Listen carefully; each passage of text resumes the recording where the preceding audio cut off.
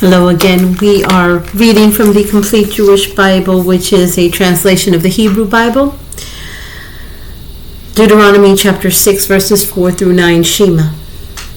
Hear, Israel, Adonai our God, Adonai is one, and you're to love Adonai your God with all your heart, all your being, and all your resources. These words which I am ordering you today are to be on your heart, and you're to teach them carefully to your children. You're to talk about them when you sit at home, when you're traveling on the road, when you lie down, and when you get up. Tie them on your hand as a sign, put them at the front of a headband around your forehead, and write them on the doorframes of your house and on your gates. Matthew chapter 6, verses 9 through 14, the Lord's Prayer. Our Father in heaven, may your name be kept holy. May your kingdom come. Your will be done on earth as in heaven. Give us the food we need today. Forgive us what we have done wrong, as we too have forgiven those who have wronged us. And do not lead us into hard testing, but keep us safe from the evil one. For kingship, power, and glory are yours forever. Amen. We're on Genesis chapter 36. This is the genealogy of Esau, that is Edom. Esau chose Canaanite women as his wives. Adah, the daughter of Elon the Hittite, Oholibamah, the daughter of Anah, the daughter of Sivon the Hivite, and Basmat, Jishmael's daughter, sister of Nebaioth. Adah bore to Esau Eliphaz. Basmat bore Reuel, and Oholibamah bore Jeush, Jalam, and Korach. These were the sons of Esau, born to him in the land of Canaan. Esau took his wives, his sons and daughters, the others in his household, his cattle and other animal and everything else he owned, which he had acquired in the land of Canaan, and went off to a country distant from his brother Jacob, for their possessions had become too great for them to live together, and the countryside which they were traveling could not support so much livestock. So Esau lived in the hill country of Seir, which is Edom. This is the genealogy of Esau, the father of Edom, in the hill country of Seir.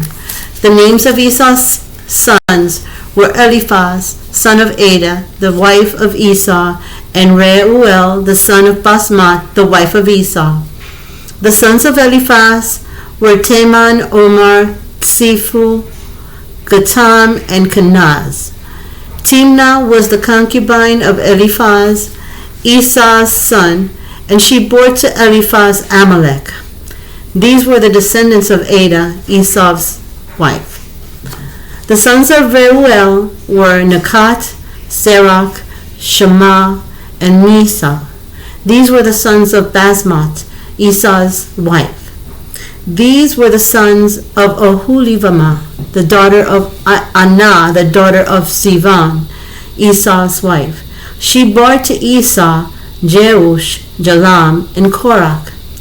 The chieftains of the sons of Esau were the sons of Eliphaz, the firstborn of Esau, and the chieftains of Teman, Omar, Tsepho, Kenaz, Korach, Gatam, and Amalek. These were the chieftains descended from Eliphaz in Edom and from Adah. The sons of Reuel, Esau's son, were the chieftains of Nakat, Zerach, Shema, and Misa.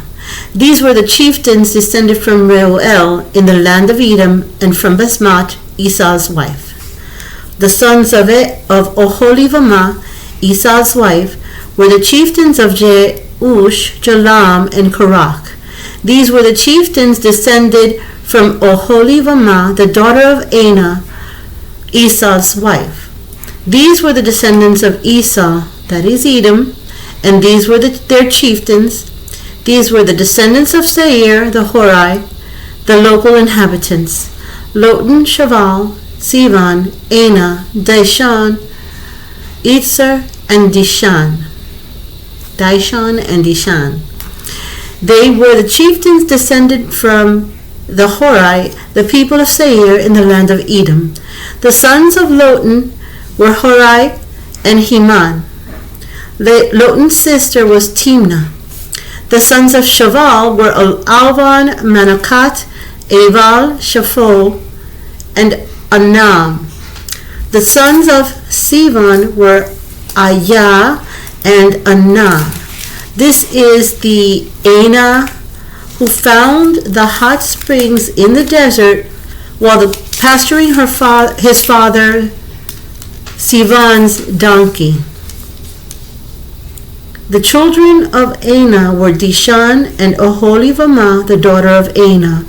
The sons of Dishan were Hemdan, Eshban, Jitran, and Karan. The sons of Etzer were Bilhan, Zeavan, and Akan. The sons of Dishan were Uts and Aran. These were the chieftains descended from the Horai. The chieftains of Lotan, Shaval, Zivon, Anah, Dishan, Etzer, and Dishan. They were the chieftains descended from the Horai by their clans in Seir. Following are the kings who reigned in the land of Edom before any king had reigned over the people of Israel. Bela, the son of Beor, reigned in Edom. The name of his city was Dinhavah. When Bela died, Jovav, the son of Zerach, from Botzra, reigned in his place. When Jovah died, Husham from the land of Temani reigned in his place. When Husham died, Hadad, the son of Bedad, who killed Midian in the field of Moab, reigned in his place. The name of his city was Avit. When Hadad died, Samlah of Masrekah reigned in his place. When Samlah died, Shaul of Rehovot by the river reigned in his place. When Shaul died, Baal Chanan, the son of Achbor, reigned in his place. When Baal Chanan died, Hadar reigned in his place. The name of his city was Paul, and his wife's name was Mehet Aveel, the daughter of Matred, the daughter of Mei Zavah. These are the names of the chieftains descended from Esau according to their clans, places, and names, the chieftains of Timnah, Alvah, Chetet, Oholibamah, Elah, Pinan, Kenaz, Teman, Mibzar, Magdiel, and Iram. These were the chieftains of Edom according to their settlements in the land they owned. This is Esau, the father of Edom. Now we're going to Judges, chapter 12. The men of Ephraim assembled, crossed into Sophon, and said to Jiphthah, "Why did you not call us to go with you when you went over to fight the people of Ammon? We're ready to burn down your house with you in it." Jiphthah answered, "When my people and I were in a serious dispute with the people of Ammon, I called you, and you did not rescue me from their power. When I saw that you were not rescuing me, I put my life in my own hands and went over to attack the people of Ammon, and Adonai gave them over into my power. So why have you come up today to fight me?" Then Jiphthah gathered together all the men of Gilad and fought with Ephraim, and the men of Gilad defeated Ephraim. But they were saying, "You, Gilad, men who live in Ephraim and Manasseh, have deserted Ephraim." The men of Gilad cut off Ephraim from the crossings over the Jordan, and whenever anyone from Ephraim tried to escape and said, "Let me go across," the men of Gilad would ask him, "Are you from Ephraim?" And if he said no, they would tell him to say, "Shibboleth." If he said Shibboleth, because he could not make his mouth pronounce it right, they took hold of him and killed him on the spot at the Jordan crossing. At that time, 42,000 men of Ephraim died. Jiphthah judged Israel for 6 years. Then Jiphthah from Gilad died, and he was buried in one of the cities of Gilad. After him, Ibzan of Beit Lechem judged Israel. He had 30 sons, and he had 30 daughters, whom he sent abroad. He brought 30 women from abroad in to marry his sons. He judged Israel for 7 years. Then Ibzan died, and he was buried at Beit Lechem. After him, Elon from Zebulun judged Israel. He judged Israel for 10 years. Then Elon from Zebulun died, and he was buried at Ajalon, in the territory of Zebulun. After him, Abdon, the son of Hillel from Piraton, judged Israel. He had 40 sons and 30 grandsons who rode on 70 young donkeys. He judged Israel for 8 years. Then Abdon, the son of Hillel from Piraton, died and was buried at Piraton in the territory of Ephraim in the Amalek hills. And now we're going to Psalms chapter 36 by David. Crime speaks in the wicked. I perceive this in my heart before his eyes. There is no fear of God. For the way he sees it, crime makes his life easy. That is, until his wrongs are discovered, then he is hated. His words are wrong and deceitful. He has stopped being wise and doing good. He devises trouble as he lies in bed. So set is he on his own bad way, that he does not hate evil. Adonai, in the heavens is your grace. Your faithfulness reaches to the skies. Your righteousness is like the mountains of God. Your judgments are like the great deep. You saved man and beast, Adonai. How precious, God, is your grace. People take refuge in the shadow of your wings. They feast on the rich bounty of your house, and you have them drink from the stream of your delights. For with you is the fountain of life. In your light we see light. Continue your grace to those who know you, and your righteousness to the upright in heart. Do not let the foot of the proud tread on me, or the hands of the wicked drive me away. There they lie fallen, those evildoers, flung down and unable to rise. And lastly, Mark chapter 8. It was during that time that another large crowd gathered, and they had nothing to eat. Joshua called his Talmidim and said to him and said to them, I feel sorry for these people, because they have been with me 3 days, and now they have nothing to eat. If I send them off to their homes hungry, they will collapse on the way. Some of them have come a long distance. His Talmidim said to him, How can anyone find enough bread to satisfy these people in a remote place like this? How many loaves do you have? He asked them. They answered, 7. He then told the crowd to sit down on the ground, took the 7 loaves, made a barakah, broke the loaves, and gave them to his Talmidim to serve to the people. They also had a few fish, making a barakah over them. He ordered these to be served. The people ate their fill, and the Talmidim took up the leftover pieces, 7 large baskets full. About 4,000 were there. After sending them away, Jeshua got into the boat with his Talmidim and went off to the district of Dalmanutha. The Perishim came and began arguing with him. They wanted him to give them a sign from heaven, because they were out to trap him. With a sigh that came straight from the heart, he said, Why does this generation want a sign? Yes, I tell you, no sign will be given to this generation. With that he left, got into the boat again, and went off to the other side of the lake. Now the Talmidim had forgotten to bring bread, and had with them in the boat only 1 loaf. So when Joshua said to them, Watch out, guard yourselves from the Hametz of the Perishim and the Hametz of Herod. They thought he had said it because they had no bread. But aware of this, he said, Why are you talking with each other about having no bread?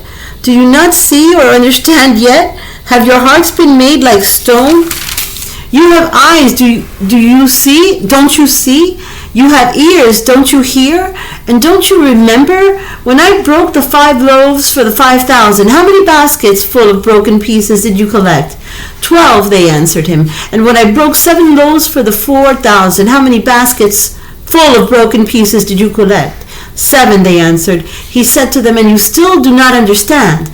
They came to Beit Saida. Some people brought him a blind man and begged Yeshua to touch him. Taking the blind man's hand, he led them outside the town.